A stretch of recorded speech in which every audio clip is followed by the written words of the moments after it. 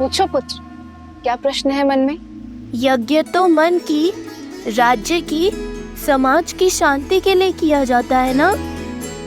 फिर उसमें बैठे राजा के लिए पत्नी का साथ क्यों अनिवार्य है? श्री राम तो स्वयं नारायण है, वो यज्ञ से नहीं, यज्ञ उनसे पवित्र हो जाएगा ना? ये बताओ गणेश कि जीवन का आधार क्या है? संतुलन। तुम्हारा उत्तर सर्वथा उचित है गणेश। ये संसार, ये प्रकृति संतुलन पर ही आधारित। जैसे दिन को संतुलित करती है रात्रि, बुराई को संतुलित करती है अच्छाई, वैसे ही पुरुष को संतुलित करती है स्त्री। किसी भी यज्ञ का उद्देश्य और फल तभी प्राप्त होता है।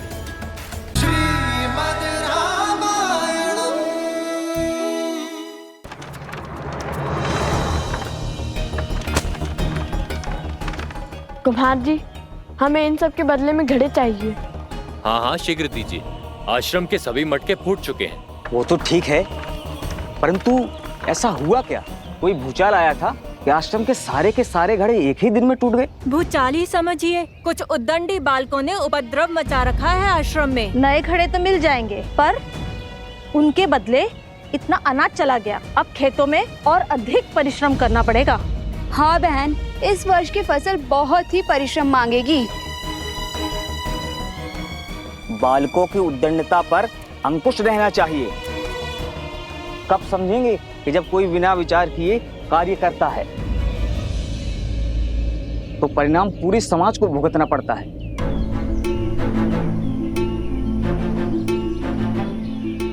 भूल हो गई, आश्रम की बड़ी हानि हो गई। अब सबको आश्रम में हमारे कारण और परिश्रम करना होगा। हमें भी तो नदी तक जाना है और पूरी रात्रि जल भरना होगा। मुझे हमारे परिश्रम की चिंता नहीं है, वो तो हम कर ही लेंगे। मुझे चिंता है माता की, हमने उनका मन दुखाया है। न जाने वो हमें क्षमा करेंगे भी या नहीं।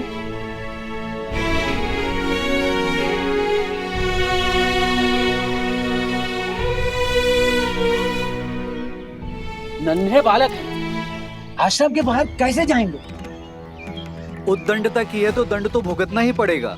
आश्रम की सीमा को लांघकर घनघोर जंगल में जाना पड़ेगा।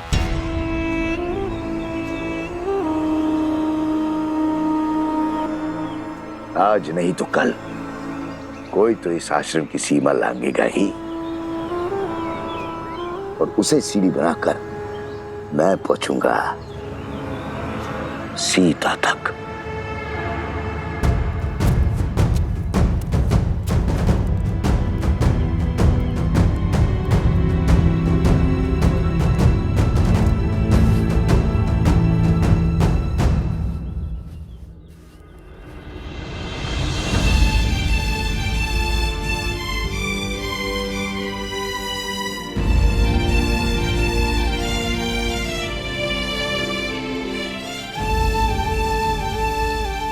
अब ऐसी भूल नहीं होगी माता।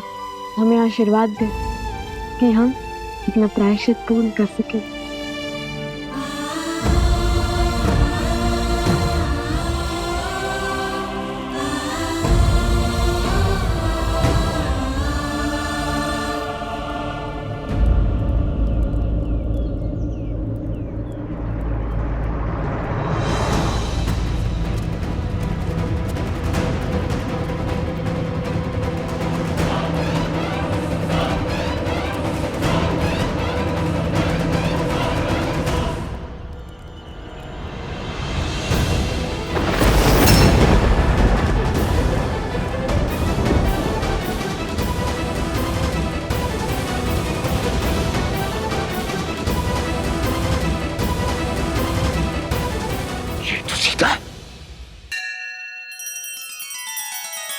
श्री रामचंद्र कृपालु भजु मन हरण भव भय दारुणम।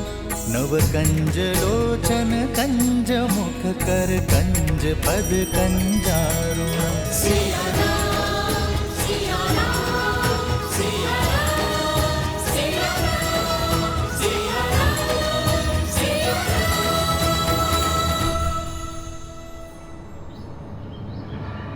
अर्थात ये दोनों बालक सीता और राम के।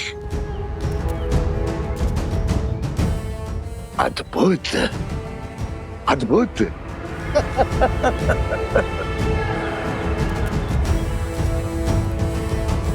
12 वर्ष की प्रतीक्षा अंततः समाप्त हुई। आज सीता भी मिल गई और राम को परास्त करने का अस्त्र भी। अब आएगा आनंद।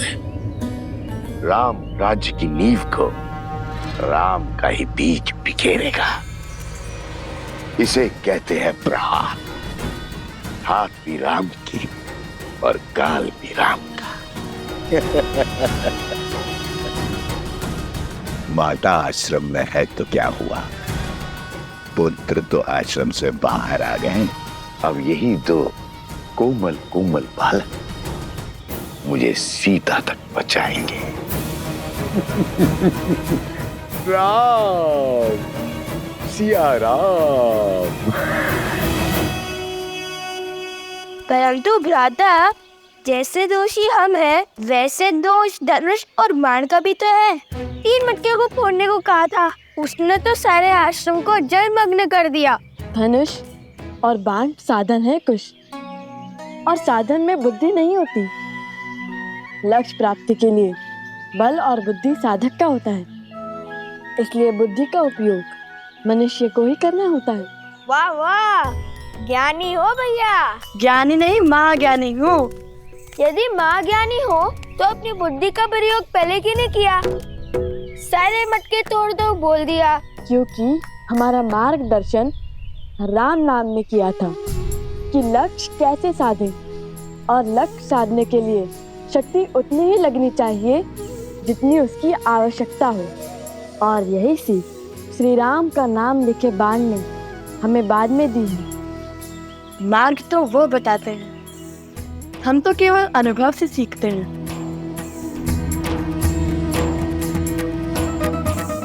मैं भी अनुभव से बोल रहा हूँ भैया। भूल हो गई, अब नहीं बोलूंगा। दंड मिलता है मेरे बोलने से। माता ने हमें दंड कष्ट देने के लिए नहीं, ज्ञान देने के लिए दिया है, ताकि हमारी बुद्धि का विकास हो सके। अब देखो, जो बात मैं सुनकर समझता हूँ वो बात तुम दंड पाकर ही समझते हो। महाज्ञानी है आप, मैं क्या समझूंगा? मैं तो आपका बस एक शस्त्र हूँ। संधान तो आपके मन से होता है। बाण चलाने में भले ही तुमसे आगे हूँ, किंतु वास्तव में तुम्हें कोई नहीं पकड़ सकता।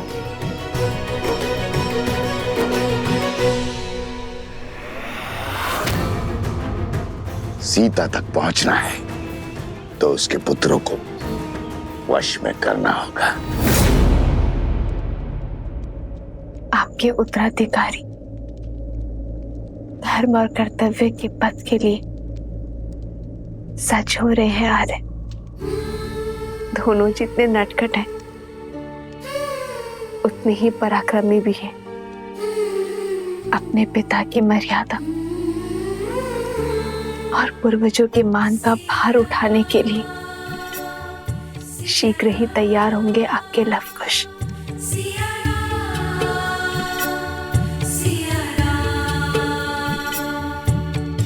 दोनों एक हैं, बस यही सच है।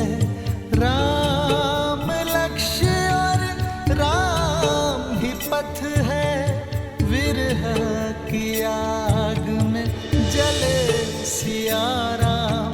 एक है तन और एक है प्राण।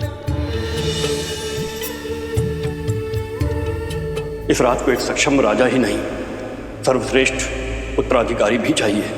क्या दे पाओगे अयोध्या राज को उसकी महारानी? आपको तो भोजन खिला दिया है, किंतु हमारे दोनों पुत्र भूखे होंगे, और कुश को तो बहुत अधिक भूख लगती है आर्य।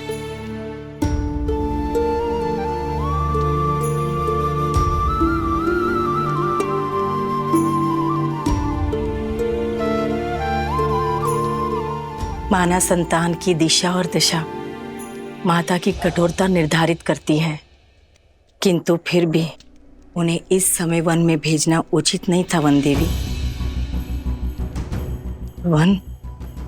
वन पशुओं से भरा है, उस पे असुरी शक्तियां।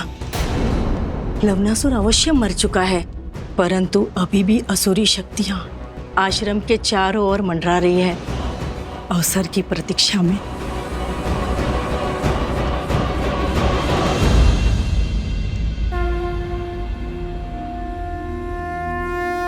गणेश, पूछो पुत्र, क्या प्रश्न है मन में? यज्ञ तो मन की, राज्य की, समाज की शांति के लिए किया जाता है ना? फिर उसमें बैठे राजा के लिए पत्नी का साथ क्यों अनिवार्य है? श्री राम तो स्वयं नारायण है, वो यज्ञ से नहीं, यज्ञ उनसे पवित्र हो जाएगा ना? ये बताओ गणेश कि जीवन का आधार क्या है? संतुलन। तुम्हारा उत्तर सर्वथा उचित है गणेश। ये संसार, ये प्रकृति संतुलन पर ही आधारित। जैसे दिन को संतुलित करती है रात्रि, बुराई को संतुलित करती है अच्छाई, वैसे ही पुरुष को संतुलित करती है स्त्री। किसी भी यज्ञ का उद्देश्य और फल तभी प्राप्त होता है जब उसमें दी गई आहुति संतुलित। इसीलिए यज्ञ में या जीवन में पुरुष के साथ स्त्री का होना आवश्यक ही नहीं, अनिवार्य भी है।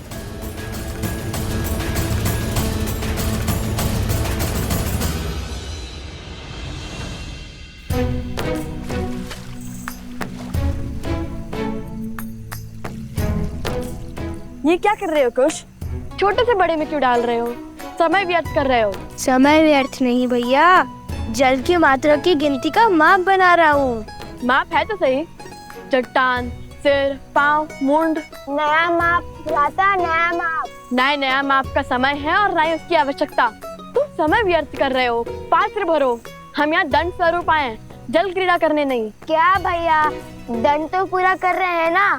अब ऐसा भी बंधन नहीं था कि दंड भोगते भोगते थोड़ा सा आनंद और अभ्यास भी ना किया जाए। अभ्यास ठीक है, परंतु आनंद करने में यदि समय व्यर्थ करोगे तो कैसे होगा? अभी हमें सरोवर से आश्रम के कितने चक्कर लगाने हैं। जब हम चक्कर लगाएंगे तब मैं अंतर मापने का नया तरीका खोजूंगा।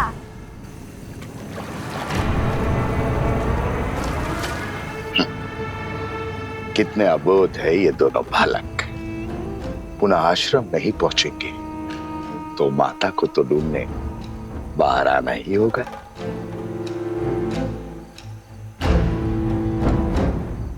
शीघ्र मिलते हैं बालकों।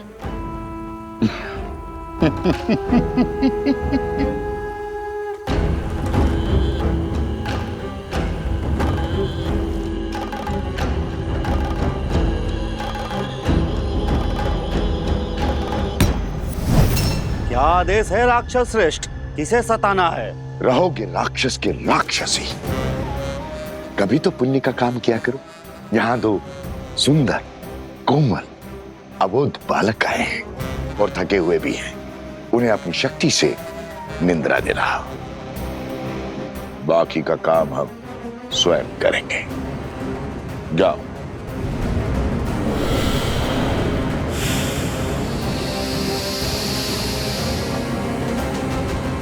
पच्चीस, 26,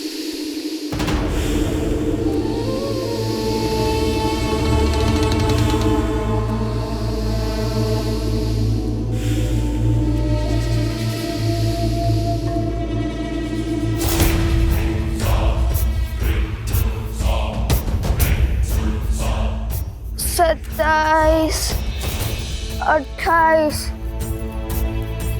ये क्या कर रहे हो कुश? बताया तो था, अंतर गिनने का नया तरीका। पहले भूख, अभी ये निद्रा। कुछ भोजन मिल जाता तो कितना अच्छा होता।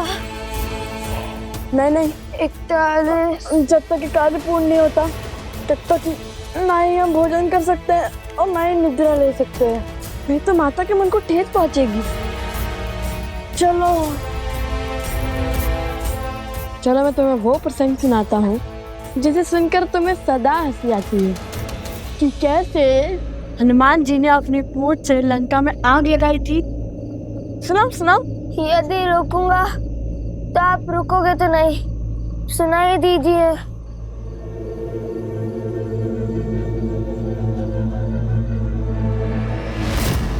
कुछ संभाल के चलो।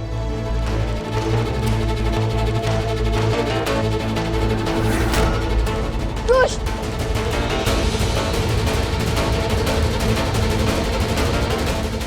बस अब ये बड़ा बालक भी सो जाए।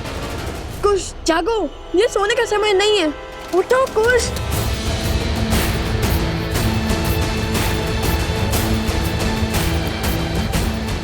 कुछ जागो, कुछ।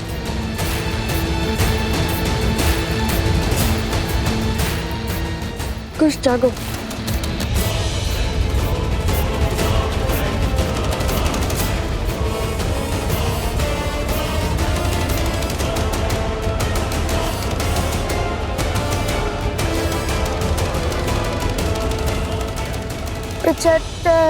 गिनती बोलने की जगह श्री राम का नाम लो, भूख भी मिट जाएगी और निद्रा भी।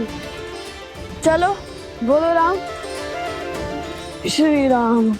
75 श्री राम। 76 श्री राम। केवल श्री राम। केवल श्री राम। केवल श्री राम। केवल श्री राम। श्री राम। श्री राम। श्री राम। श्री राम। श्री राम। श्री राम। श्री राम। श्री राम। श्री राम। श्री राम। ये राम का नाम क्यों हर बार मेरे आड़े आता है? सारा परिश्रम व्यर्थ कर दिया। ये थी तुम्हारी शक्ति, बढ़ाओ अपनी शक्ति। अगर ये दोनों नहीं सोए ना तो मैं तुम सबको सदा सदा के लिए सुला दूंगा। जाओ। राम राम राम राम राम राम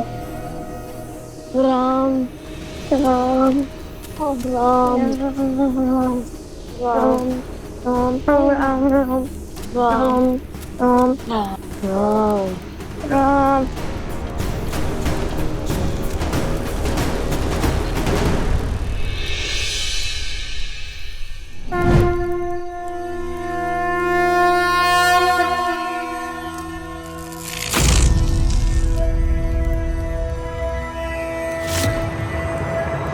अरे ये कैसा चमत्कार है?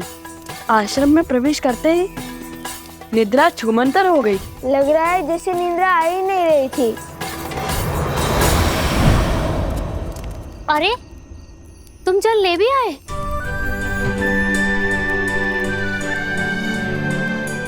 लाओ लाओ, हमें दो।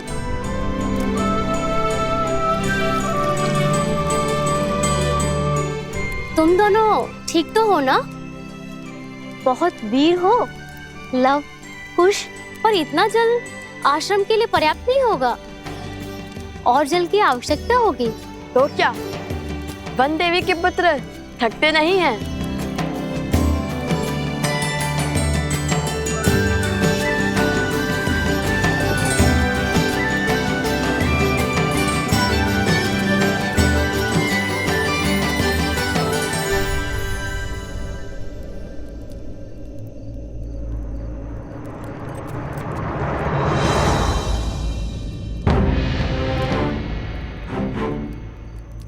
ये कैसा चमत्कार है?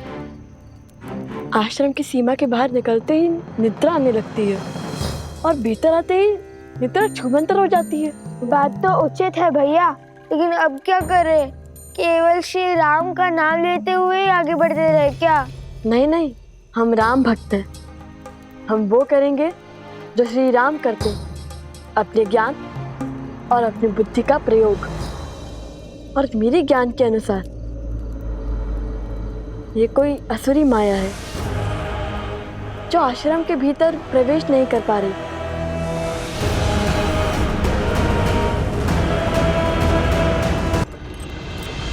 तो आज छिनमिन कर ही लेते हैं भैया। अब आया ना दंड का आनंद। बताइए भैया, कहाँ है वो राक्षस? जो दिखेगा ही नहीं उस पे लक्ष्य कैसे साधोगे?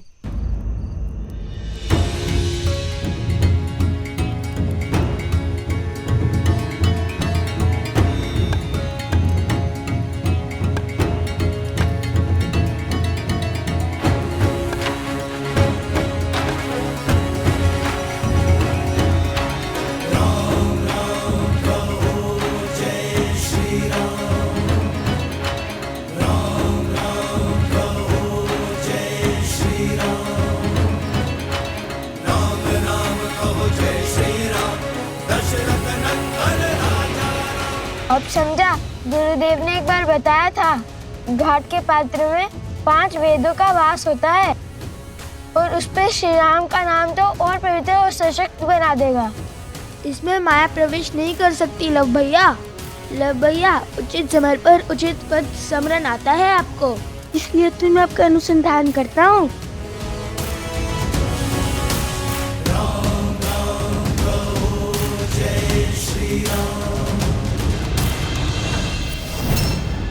एक और अवसर है तुम्हारे पास, लगा दो अपना सारा बल, पात्र में प्रवेश करो और निंद्रा धोने। आप तो जानते हैं ना, राक्षसी माया बट पात्र में प्रवेश नहीं कर पाती और प्रयास भी करे तो असंभव है क्योंकि उन पे राम का नाम लिखा है। राम?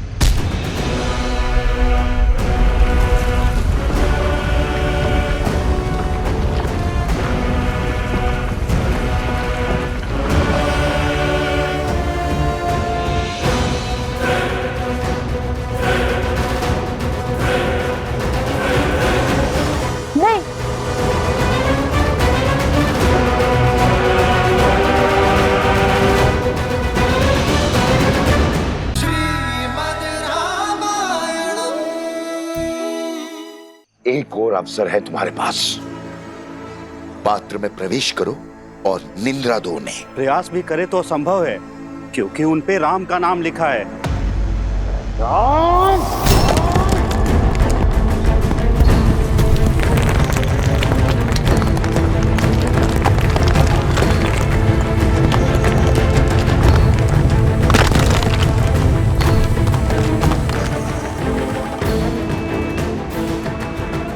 नहीं, घड़ा मत उठाना। ये सब किसी माया जाल से लगता है। चलो ऐसे ही आगे बढ़ते हैं। श्री राम, श्री राम, श्री राम। अभी भी नहीं गिरा पात्र। कोई बात नहीं, जल भरने के लिए जब झुकोगे तो पात्र तो उतारना पड़ेगा। तुम सब सज्ज रहना, जैसे ही वो जल भरने के लिए पात्र निकालें, आक्रमण कर देना और दोनों को सुला देना, समझे? जाओ।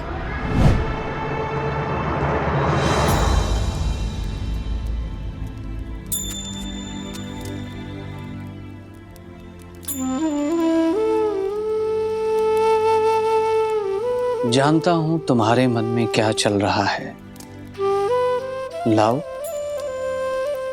और कुश। अब आपसे क्या छिपा है?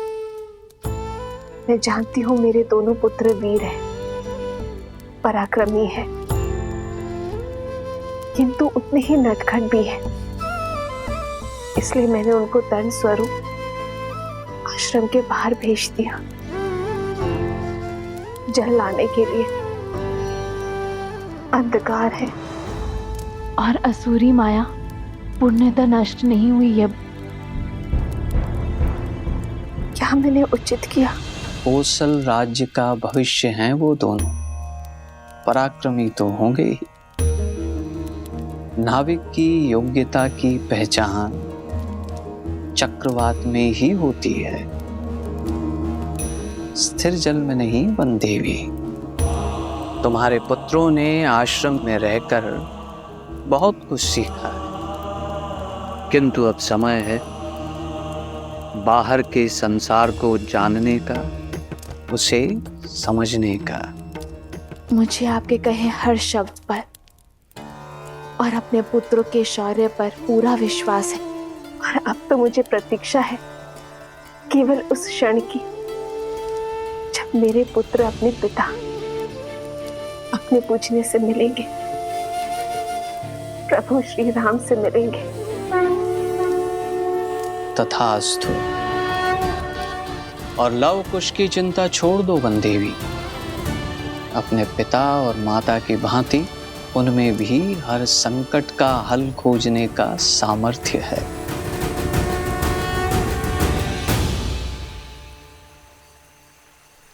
अरे अरे अरे, ध्यान से मटका गिर जाएगा। अब क्या करें भैया, बिना घड़े निकाले जल कैसे भरेंगे? मटके तो नहीं उतार सकते, ऐसे ही प्रयास करते हैं। यही एक मंत्र है जिससे असुरी शक्तियों से हम सुरक्षित रह सकते हैं। घड़े में वो प्रवेश नहीं कर सकते हैं। भैया ऐसे तो कितने दिन लग जाएंगे आश्रम में जल भरते भरते? अब यदि माता ने दंड दिया है तो उसके पीछे का उद्देश्य भी उन्हें ही पता होगा। चलो शेष घड़े भर लेते हैं।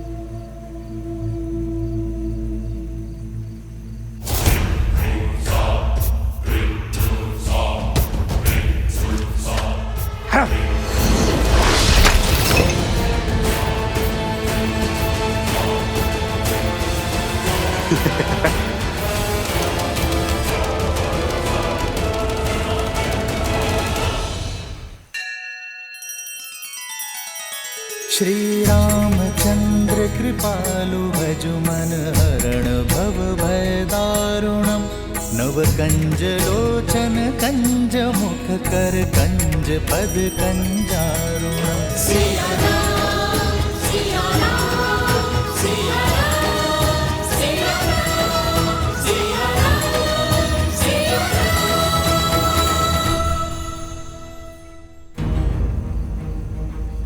यहाँ अवश्य ही कोई असुरी माया है जो हमें रोकना चाहती है। भैया अगर हम जल नहीं भर पाए तो दंड और उसके पीछे का उद्देश्य कैसे पूरा होगा? किसी भी समस्या का हल रोने से नहीं, सोचने से होता है। मेरे तो समझ में नहीं आ रहा है कि हमें जल आश्रम तक पहुँचाना है या जल से भरा हुआ मटका। अद्भुत, तुमने मुझे एक नया सुझाव दिया है। तुम बातें मूर्खता भरी करते हो, परंतु हो बड़े गुणवान। ऐसा क्या कहा मैंने? अब कुछ ही क्षणों में ये अपना गड़ा उतारेंगे, तुम तभी उन पे आक्रमण करना। तुमने कहा कि हमें जल आश्रम तक पहुंचाना है, अब चाहे वो घड़े में हो या नहीं। मुझे तो कुछ समझ में नहीं आ रहा भैया। जो भी करे, पर ऐसा कुछ मत कीजिए कि माता फिर से रुष्ट ना हो जाए।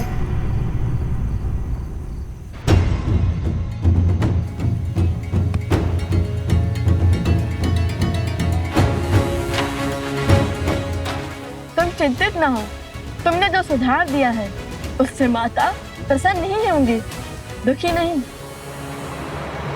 तो बोलो जय श्री राम, जय श्री राम, जय श्री राम, जय श्री राम, जय श्री राम, जय श्री राम।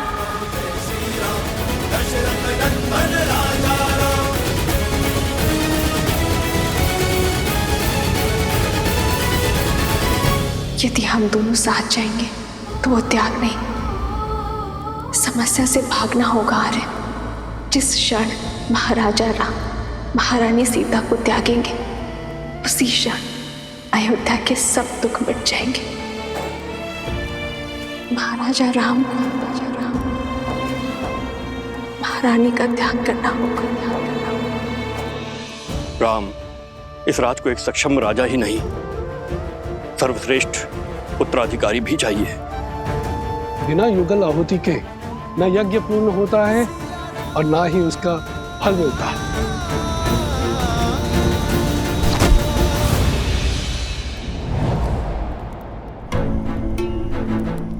हनुमान,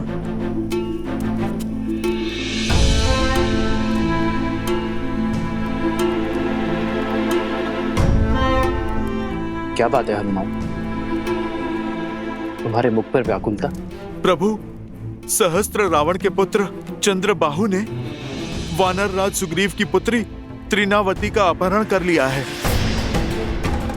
इस कारण महाराज सुग्रीव के राज्य में बहुत अशांति फैल गई है। इस विपदा से निपटने के लिए महाराज सुग्रीव आपका परामर्श और आपकी सहायता चाहते हैं।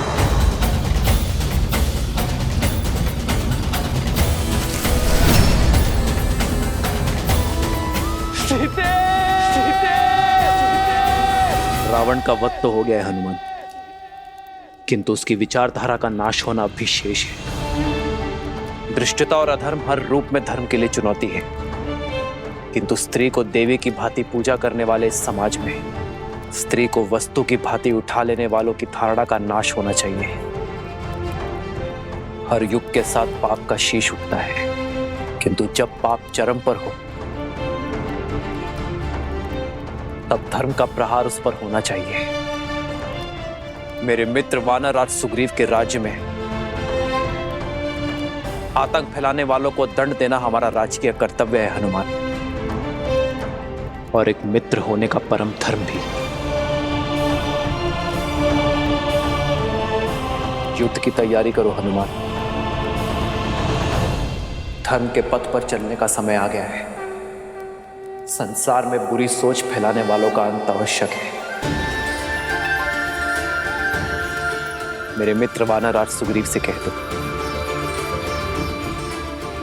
कि उनका ऋण जो मुझ पर है उसे मैं चुका तो नहीं पाऊंगा, किंतु ये राम अपना मित्र धर्म निभाने अवश्य आएगा।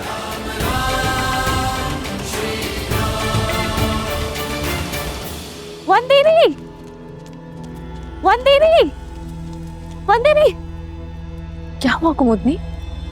पूछे मत, आइए देखिए क्या किया है आपके लवकुश ने। क्या कर दिया लवकुश ने? देखिए।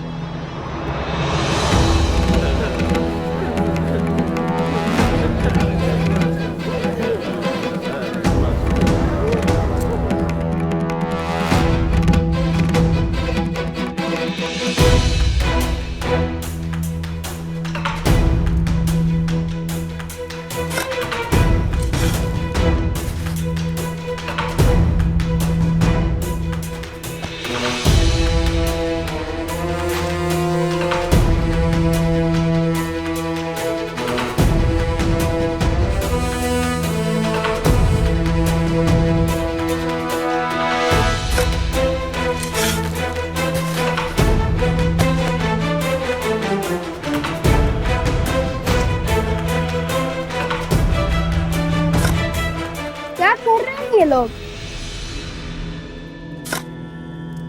लव, कुश, ये जल भरने के स्थान पर क्या कर रहे हो तुम दोनों? यहाँ और ये सर पर मटके। सब बताते हैं माता, सब बताते हैं, बस कुछ क्षण रुक जाइए।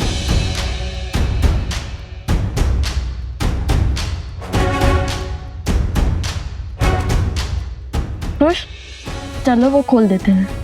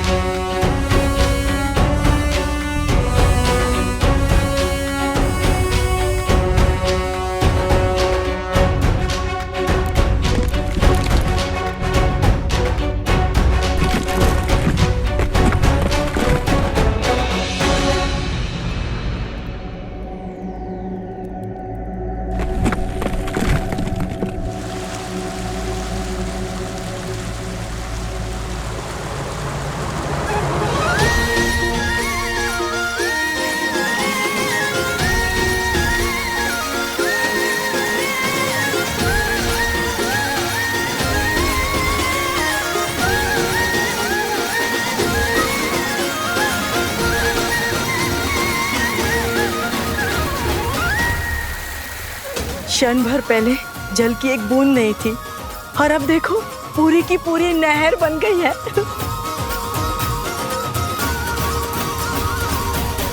और लव कुश की चिंता छोड़ दो बंदी हुई, अपने पिता और माता की भांति उनमें भी हर संकट का हल खोजने का सामर्थ्य है।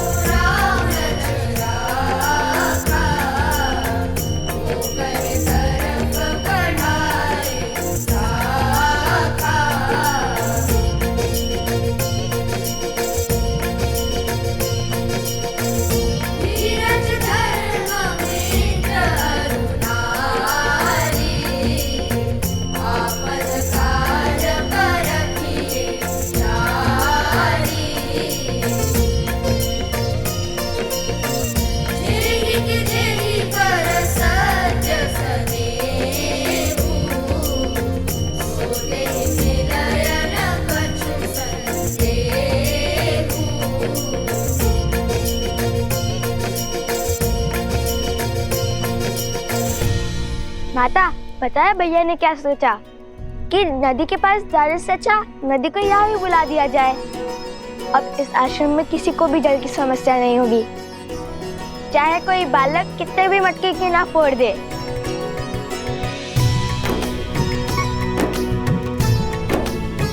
कार्य मेरा था, परंतु सुझाव कुश का। जानती है माता, हमारी प्रेरणा कौन सा प्रसंग बना? जब नल और नील ने राम नाम लिखकर लंका तक सेतु बनाया था, तो हमने सोचा जब राम नाम का पत्थर सागर में तैर सकता है, तो राम नाम का फावड़ा नदी के लिए मार्ग क्यों नहीं बना सकता।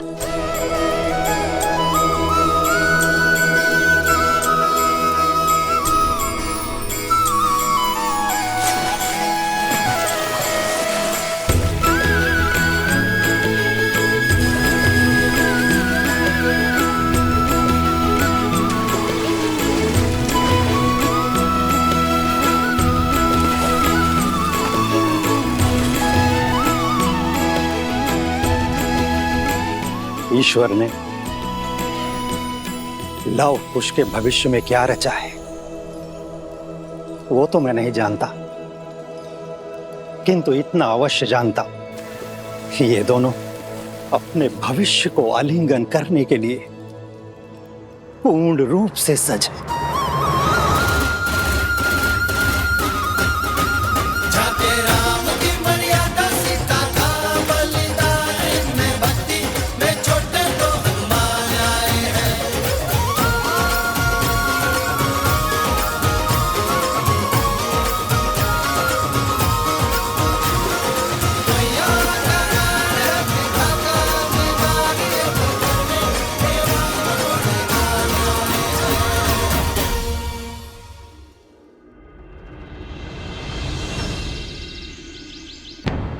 माना कर्तव्य महत्वपूर्ण है राम, परंतु अश्वमेध की घोषणा करके उसे रोक देना अशुभ भी है और अपयश कारक भी।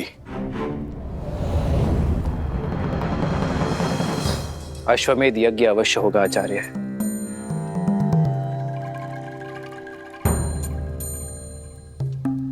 अभी मैं युद्ध में जा रहा हूं आचार्य, किंतु मेरे युद्ध से लौटते ही यह यज्ञ आरंभ होगा।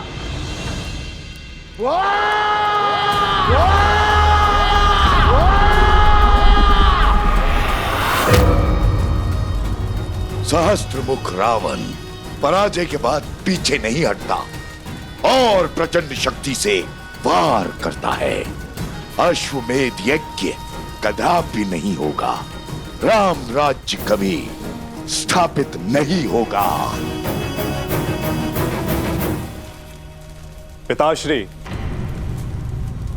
चंद्रबाहु ने आपकी आज्ञा का पालन कर सुग्रीव की पुत्री तृणावती का अपहरण कर लिया है।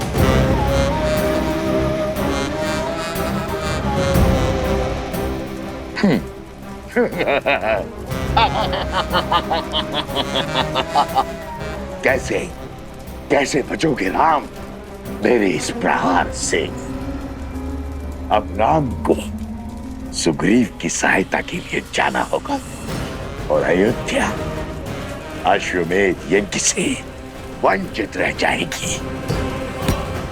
और राम के जाते ही हम अपनी शक्ति से उसकी प्रजा में पुनः धर्म की स्थापना कर देंगे।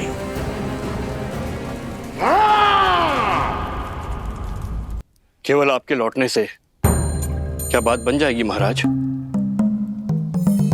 धार्मिक बाधा तब भी रहेगी। इस युद्ध से लौटकर इस समस्या का हल अवश्य होगा आचार्य। अर्थात आप दूसरा विवाह करेंगे?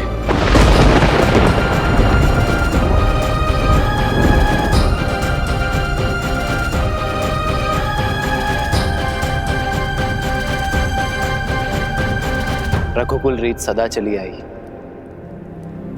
प्राण जाए पर वचन न जाए। एक बार वचन देने पर उस विषय में आपका शिष्य दोबारा कैसे सोच सकता है? मैंने सीता को एक पत्नी व्रत का वचन दिया है, परंतु मेरे विवाह के बिना भी अश्वमेध यज्ञ अवश्य होगा।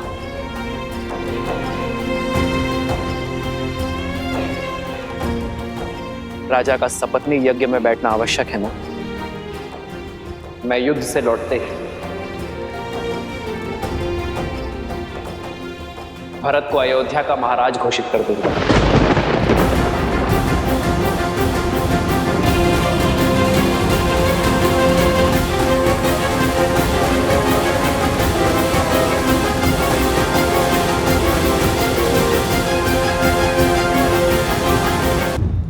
भैया, और तब भरत अपनी पत्नी के साथ यज्ञ की वेदी पर भी बैठेगा और अयोध्या का महाराज होने के नाते अपना दायित्व भी निभाएगा।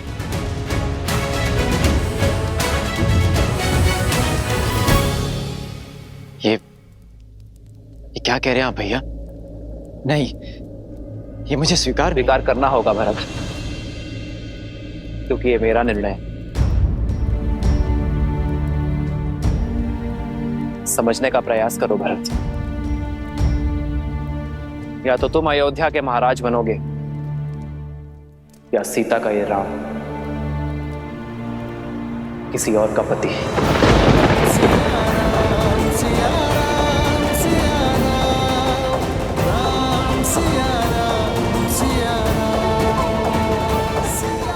और मेरा चयन तुम जानते हो भरत। मैंने एक पत्नी व्रत धारण किया है।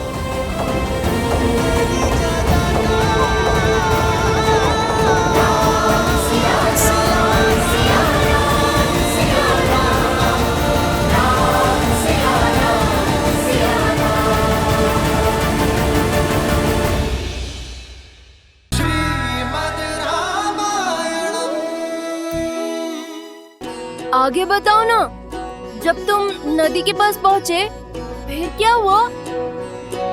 फिर क्या, नदी के पास पहुँचते ही हमने राक्षसों को देखा। सच? कितने राक्षस थे वहाँ? अरे वो दिखे ही नहीं, धुएं थे। धुआंधार कह लो। उन्हें भला कैसे गिन सकते थे? एक भी हो सकते हैं और अनेक भी। सच? फिर तुम्हें भय तो बहुत लगा होगा ना? भय? और मुझे जो भय को भयभीत कर दे वो खुश हूं मैं। मायावी राक्षसों को देखते ही मैंने सोच लिया था अपने प्राण दे दूंगा, पर अपने भैया के प्राण को कोई संकट नहीं आने दूंगा। और मैंने बिना विलंब किए यूं बाण उठाया और हर आदमी पर अपने प्रहार का प्रकोप बरसाया। उस समय तो आंखों से आंसू निकल रहे थे और अब मुख से बड़े बड़े बोल उमड़ रहे हैं। फिर क्या हुआ? बताओ ना खुश। फिर क्या, भैया ने मुझे जगा दिया और मेरा सुंदर स्वप्न टूट गया। कहानियां बनाना तो कोई तुमसे सीखे।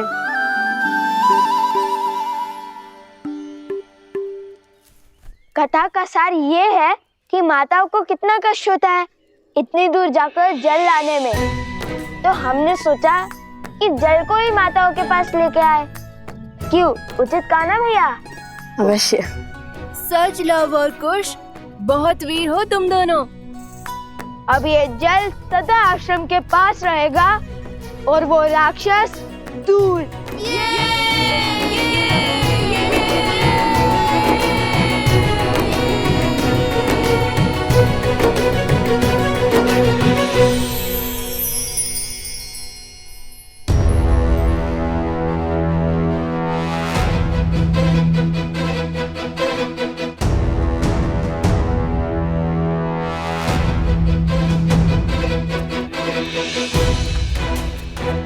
महाराज,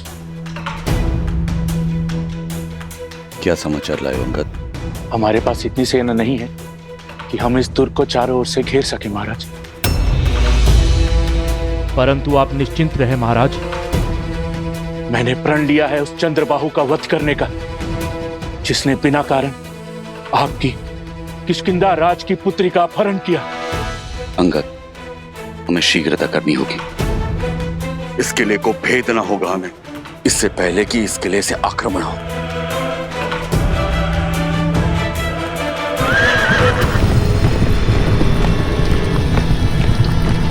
लगता है राक्षस आक्रमण करने वाले हैं महाराज। सैनिकों, सज्ज हो जाओ।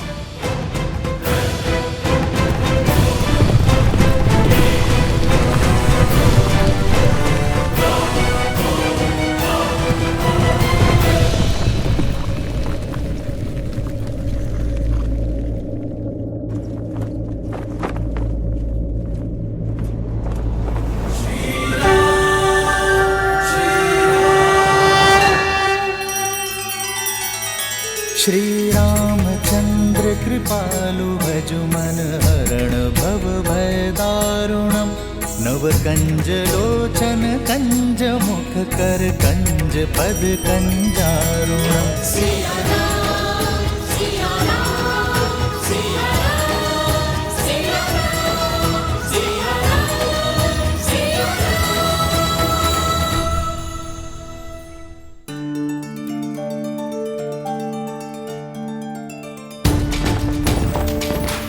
ये तो प्रभु श्री राम पधारे हैं।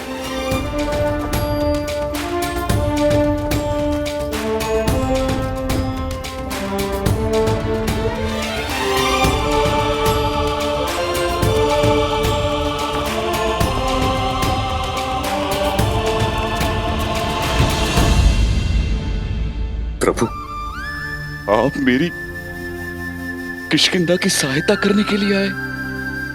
मैं धन्य हो गया प्रभु, मैं धन्य हो गया।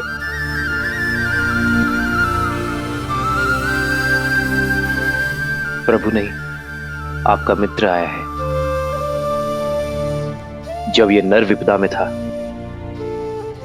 तब वानर सहयोग में आए, तो अब ये नर पीछे कैसे हट सकता है मित्र?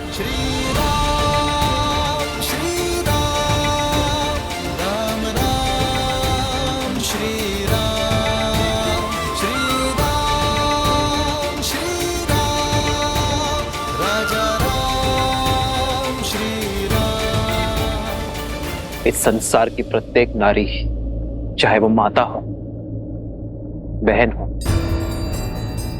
पुत्री हो या फिर पत्नी, प्रत्येक नारी सम्माननीय होती है, और फिर आपकी पुत्री मेरी भी पुत्री है मित्र। हमारी पुत्री का अपहरण करने का दुस्साहस जिसने किया है उसे दंड अवश्य मिलेगा।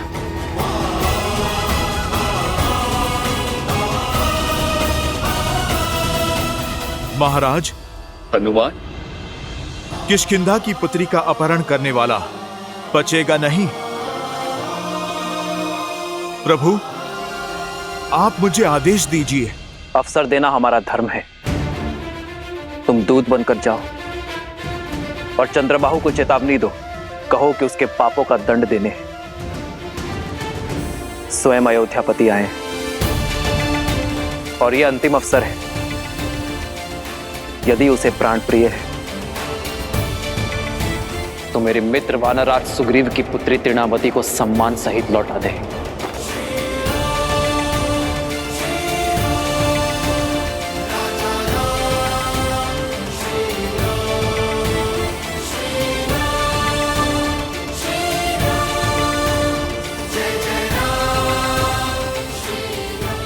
ये इस समाज,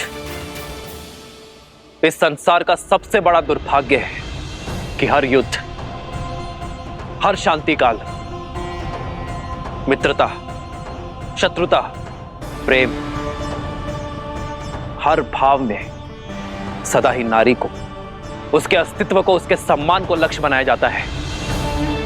दुर्बल स्वयं को शक्तिमान घोषित करने के लिए सदा ही नारी को शोषित करता है, उसका अपहरण कर उसकी गरिमा का हनन करता है।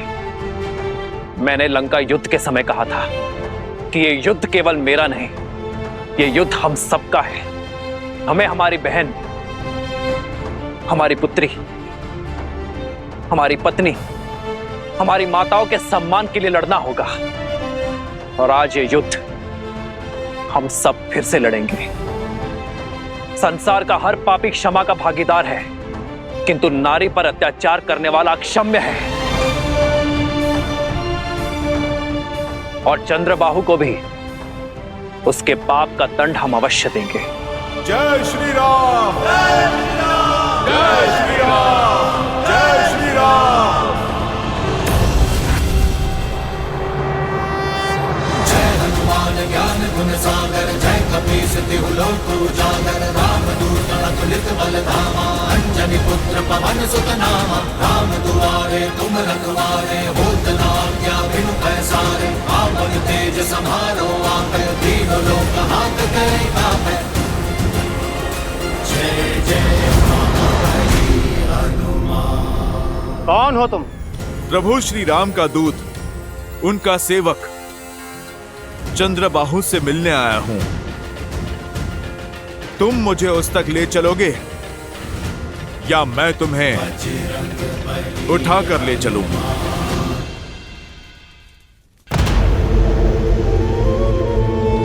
आओ वानर, बोलो क्या संदेश लाए हो?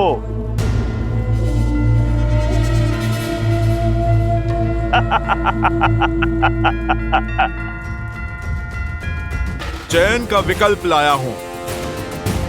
इसे तुम संदेश समझो या फिर चेतावनी।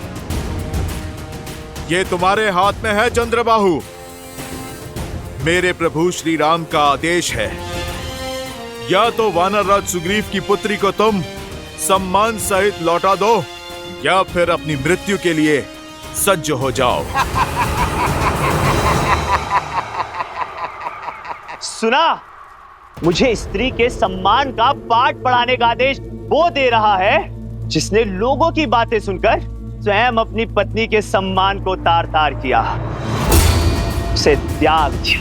चंद्रबाहु, जो सत्य मैं आज जानता हूं, कल वो पूरा संसार भी जानेगा कि ये सब तुम्हारे पिता सहस्त्रमुख रावण का किया धरा है।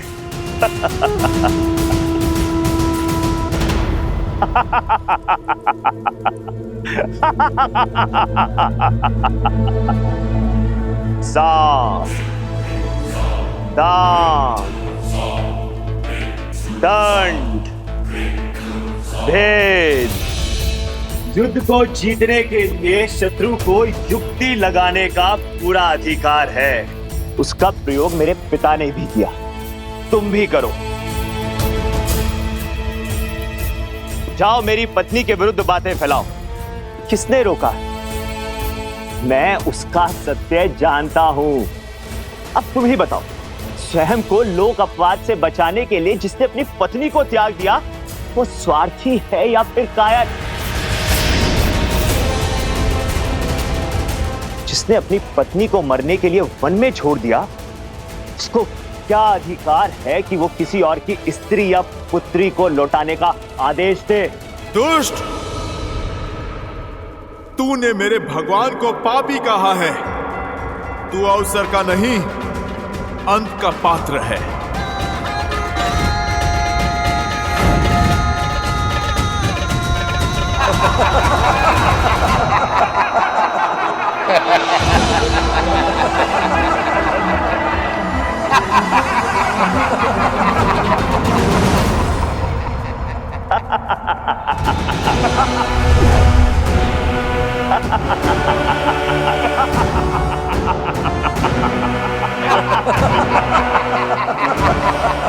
कर ली मन की।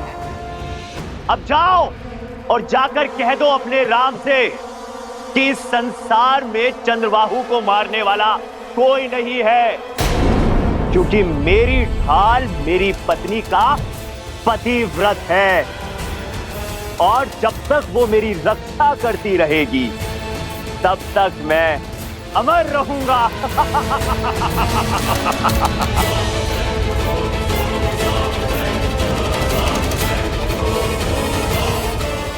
और पूछ जाते उस अयोध्या के राजा से, क्या उसकी पत्नी भी उसकी रक्षा करती है या केवल वन में छिपी रहती है?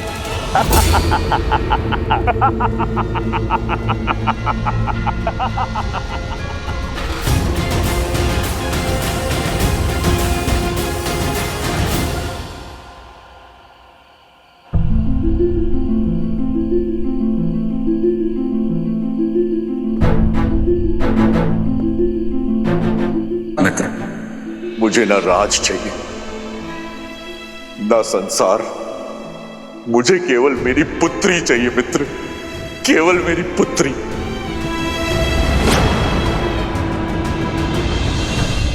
सीते! सीते!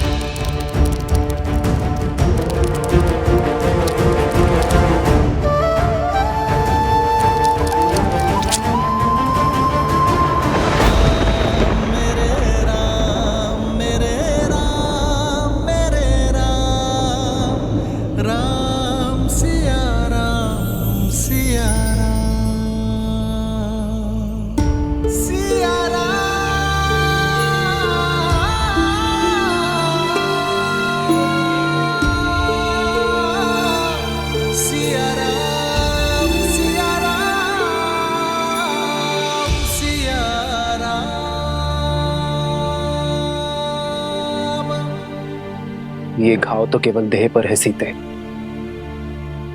मन और हृदय का घाव तो केवल आप ही नहीं आ रहे, मैं भी जानती हूँ। आपके मन की अशांति का आभास है मुझे। राम सिया राम जय जय राम, राम सिया राम जय जय राम, राम सिया राम जय जय राम। जिसने समाज के कल्याण का प्रण उठाया हो, उसका मन शांत कैसे हो सकता है सीते? यही संचित कर्म है, हर किसी को काटना पड़ता है। समाज के कटाक्ष, संसार के उलाहने को सुनकर अपने कर्म को प्राथमिकता देना कितना कठिन है आर्य नहीं जानती। और आपके हर संघर्ष की विजय पर हर्ष भी है मुझे आगे।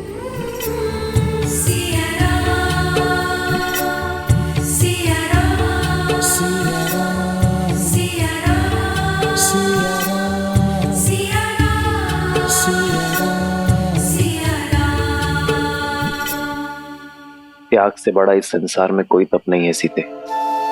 मुझे पूरा विश्वास है कि जीवन के हर कार्य में हम दोनों पूर्ण रूप से सफल होंगे।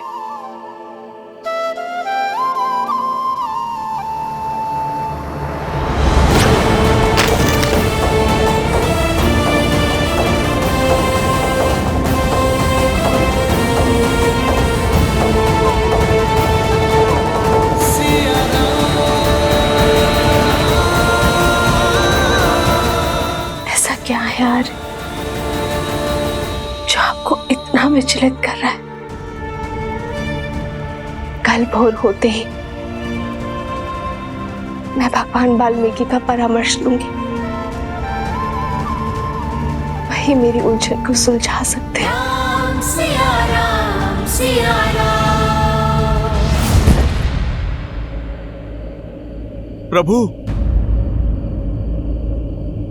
चंद्रबाहु की पराजय उसकी पत्नी में छुपी है, क्योंकि उसका ढाल उसकी पत्नी का पतिव्रता धर्म है। प्रभु, मैंने बहुत प्रयत्न किया, मैं कोई सूचना नहीं जुटा पाया। कल भोर होते ही हम युद्ध का शंखनाद करेंगे। हनुमान, तुम उसकी पत्नी के बारे में जानने का प्रयास करते रहो।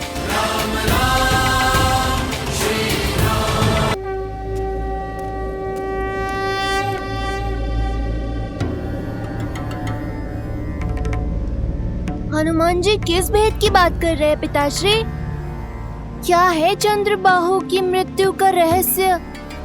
उसकी पत्नी कैसे उसकी रक्षा कर रही है? चंद्रबाहु ने ब्रह्मदेव की घनघोर तपस्या की गणेश, और इस तपस्या के फलस्वरूप उसे मिला एक वरदान। कैसा वरदान?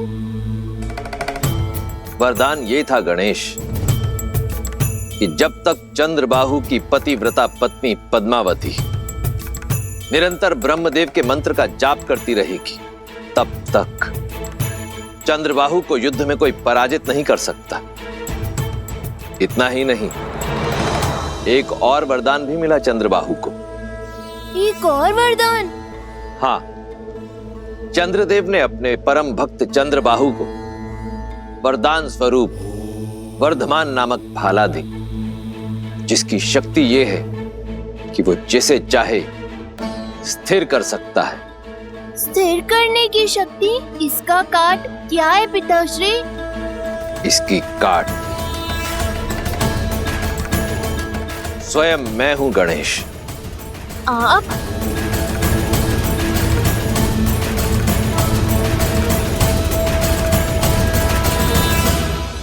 जो मन वचन और कर्म से जुड़े होते हैं, जो जगत कल्याण के लिए त्याग करने को तत्पर होते हैं, वो भावों की डोर से सदा जुड़े होते हैं। मन कहता है कि मेरे श्री राम दुखी है और इसी आभास की चिंता मुझे सता रही है। अब आप ही बताइए, मैं उनकी सहायता कैसे करूं? मुझे मार्ग दिखाइए प्रभु।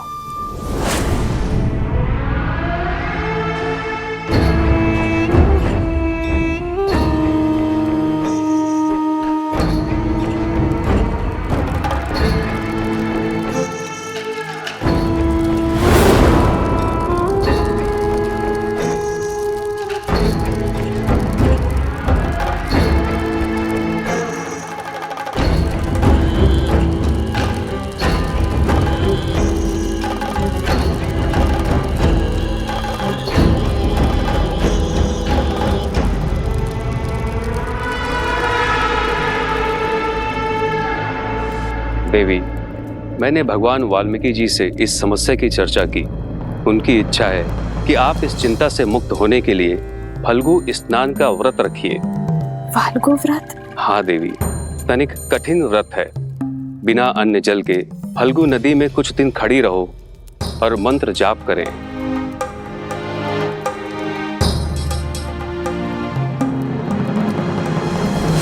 आओ सीता, इस बार कोई भी बल तुम्हें मेरे छल से नहीं बचा सकता।